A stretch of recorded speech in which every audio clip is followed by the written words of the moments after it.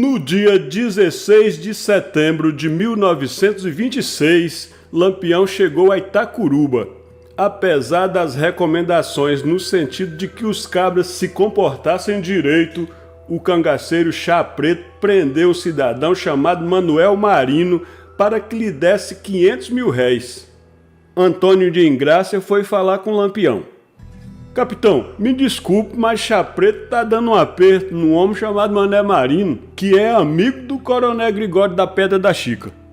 Lampião mandou chamar Chá Preto e passou-lhe uma descompostura. Chá Preto negou. É mentira de Tonho de Ingrácia, capitão.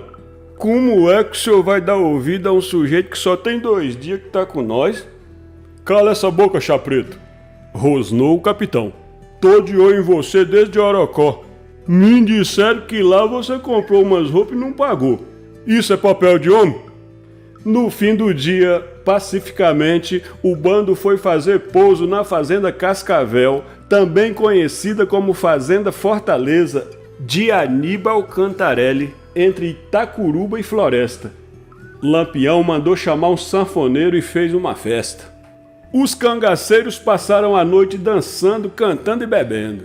No dia seguinte, foram curtir a ressaca na Fazenda Tigre, a pouco mais de 1 légua. Como sempre, Virgulino usa seus colaboradores para suas ações. Dessa vez, ele chega com seu bando completo na Fazenda Monte Sombrio, propriedade do seu amigo Xandinho, Alexandre Gomes de Sá. Tem uma pequena prosa com ele e parte em direção ao destino escolhido. Antes, porém, chama um dos cangaceiros de confiança. Dessa feita foi o cangaceiro Moita Braba. Passa algumas ordens e deixa com ele alguns cabras da cabroeira, a fim de, se ocorresse algum imprevisto, o mesmo deveria levar os homens e atacar o inimigo pela retaguarda. Lampião seguia em direção à Fazenda Tigre, de propriedade da viúva Santinha Gomes de Sá, conhecida em toda a região por Santinha do Tigre. Mulher forte que, ao perder o marido, não esmoreceu e tomou as rédeas da administração da grande fazenda. Mesmo tomando todas as precauções possíveis, Lampião e seu bando não passam despercebidos. Um dos moradores da fazenda estava cuidando da lida em algum recanto da propriedade e avista aquele exército de cangaceiros rumando na direção da fazenda. Sabendo onde se encontrava, ele encurta o caminho, pega um atalho e chega muito antes e dá a notícia à patroa. Essa fica preocupada, está apenas com um de seus filhos em casa e é mesmo pensando nele que a preocupação aumenta. Ela então ordena que Miguel, seu filho, vá para casa, fazenda de um dos vizinhos, e deixasse que ela toparia o rei dos cangaceiros.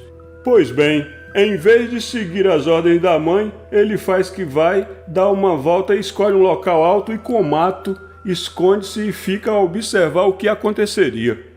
O tempo passa, mas para aquela senhora parece estar parado.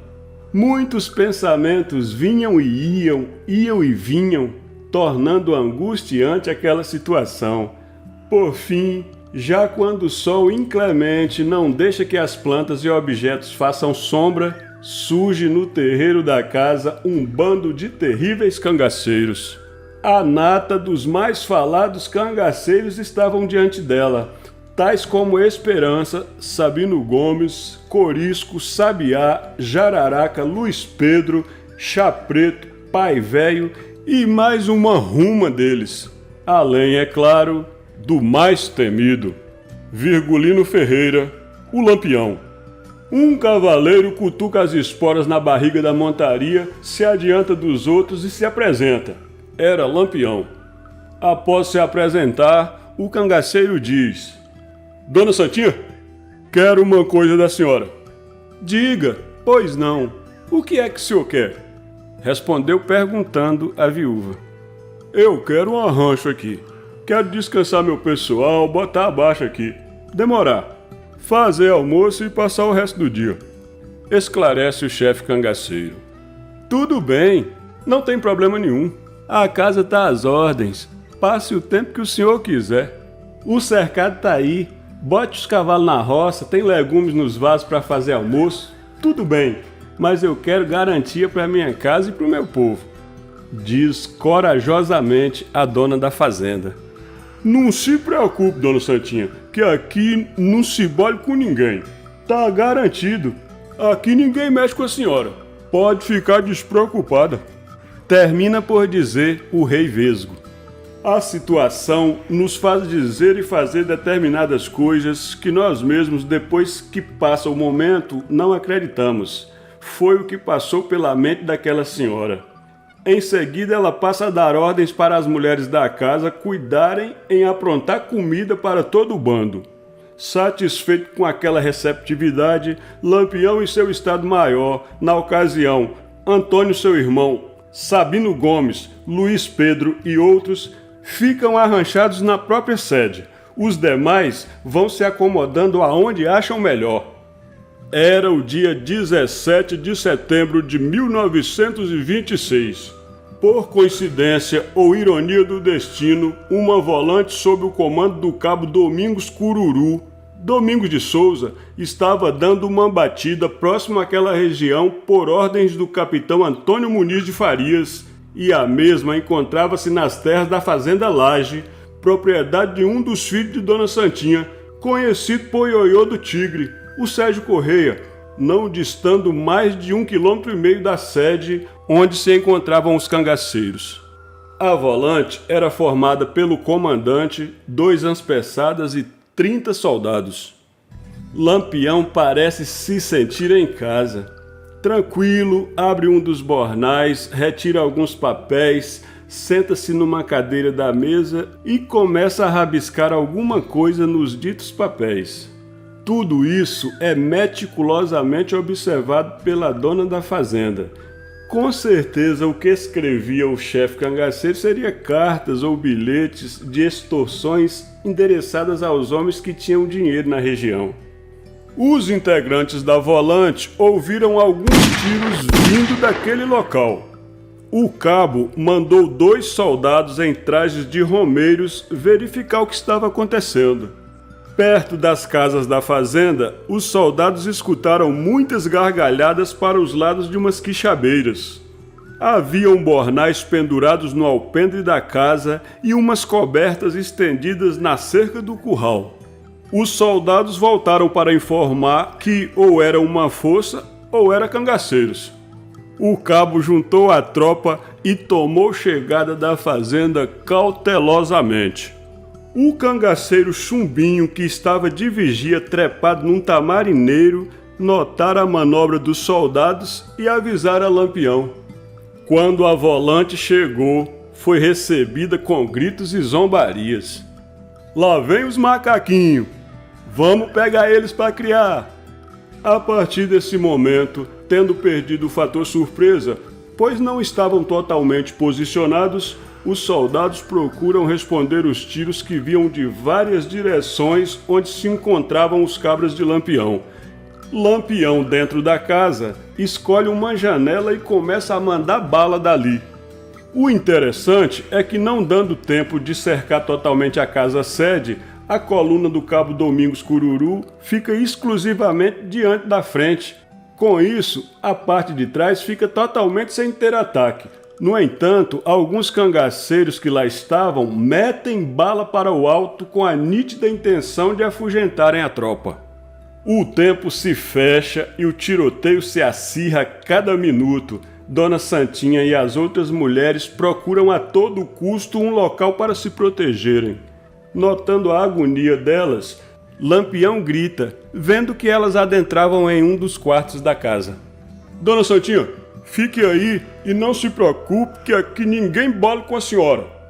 Escutando o barulho dos disparos, Moita Braba grita para seus homens e, junto ao dono da fazenda, o Xandinho, seguem para tentarem pegar a volante pela retaguarda, como previra seu chefe.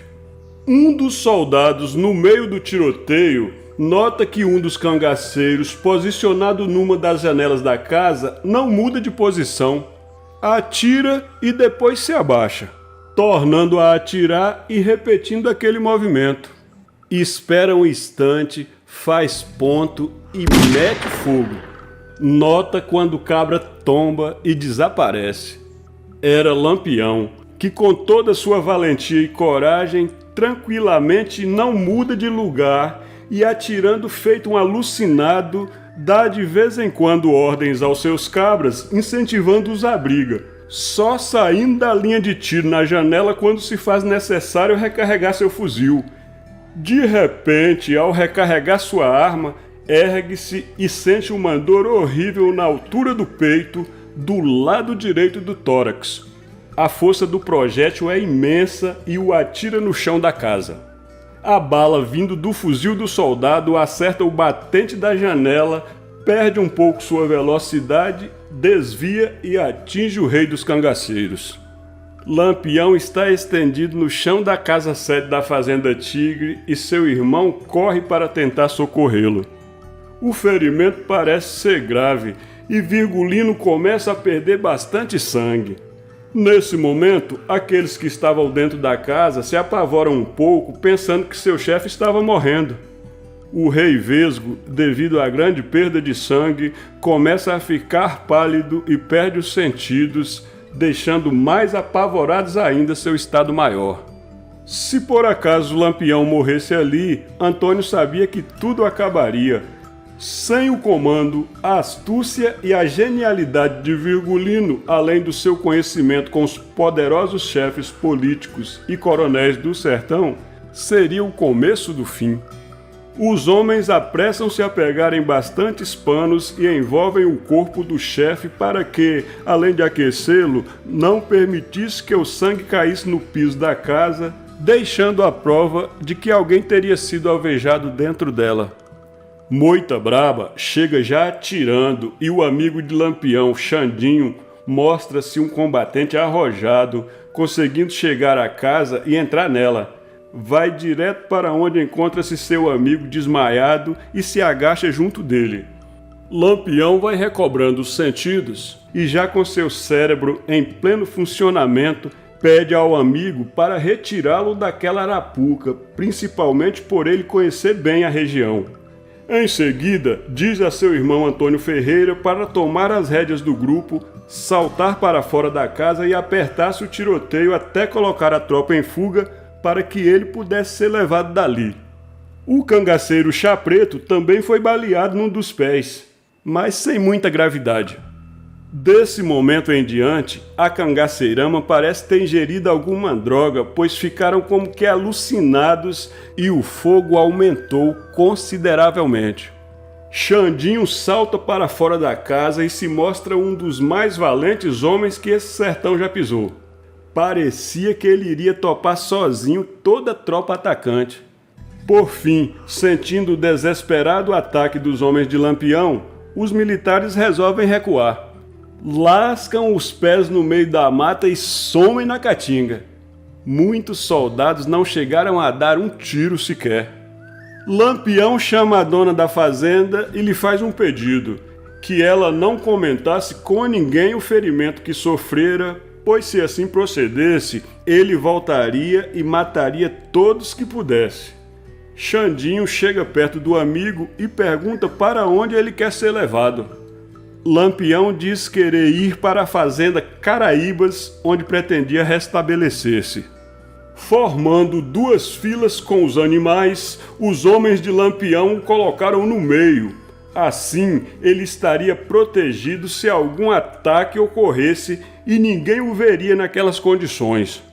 Xandinho leva o chefe mor do cangaço, o cangaceiro Lampião, por entre os tabuleiros, serras e baixios do Pajeú das Flores, até chegarem aos limites da fazenda pretendida.